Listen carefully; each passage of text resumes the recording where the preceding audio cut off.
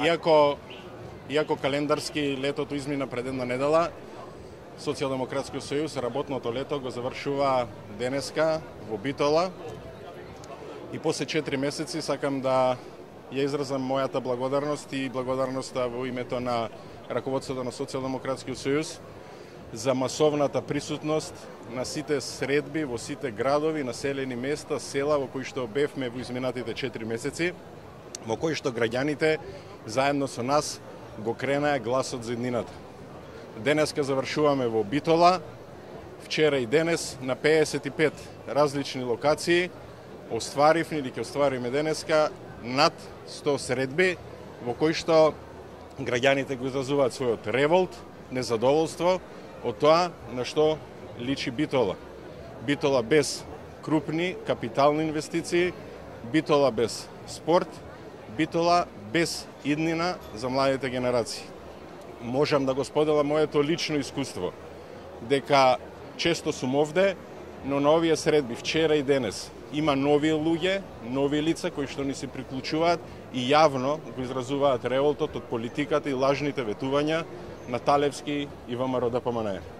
Ја користам оваа прилика да ги поканам сите битолчани да дојдат за подобра иднина вечерва на митинг во 20 часот, каде што ќе се промовира нашиот кандидат за градоначалник, нашиот другар, пријател и колега од парламент, господинот Менде Диневски, кој што покрај поддршката што има целосно од раководството, верувам и убеден сум со масовна поддршка на граѓаните на Битола, ќе биде еден градоначалник на Битола и ќе ја предводи Битола таму и таква Битола каква што ја посакуваат сите битолчани.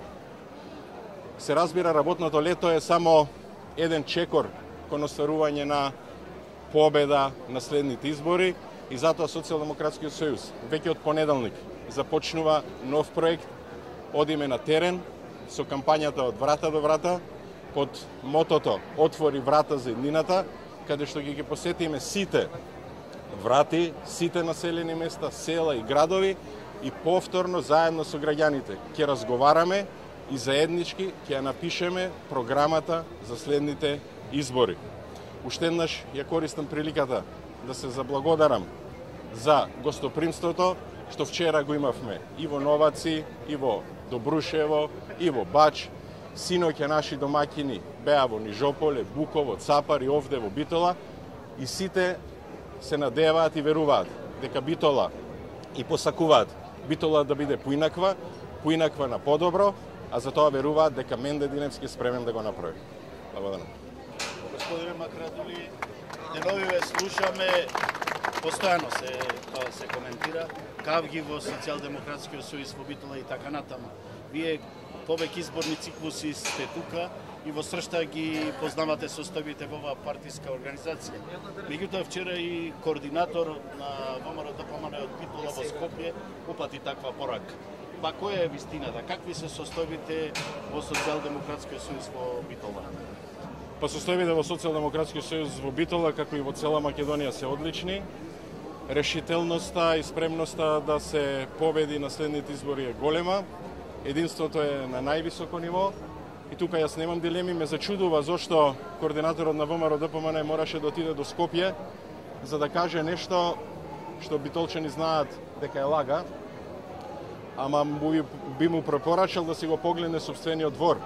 Имено цела Битола знае, и веројатно затоа тој замине избега во Скопје тоа да го каже, дека токму нему, заради лажните ветувања што тој ги дава и Талевски, му се случи да членови на ВМРО ДПМН го нападнат со нож, за кој што цела Македонија виде, заради лагите и лажните ветувања што им ги дават. Би сакал исто да го подсетам дека тој како директор на комуналното заедно со градоначалникот Талевски се виновни што битолчани плаќаат поскапи услуги за сите што ги нуди општината. И затоа нека си го расчистат прво собствениот двор, а потоа нека бараат алиби за својата неуспешност и подметнуваат кавги кај нас во Социјалдемократскиот сојуз.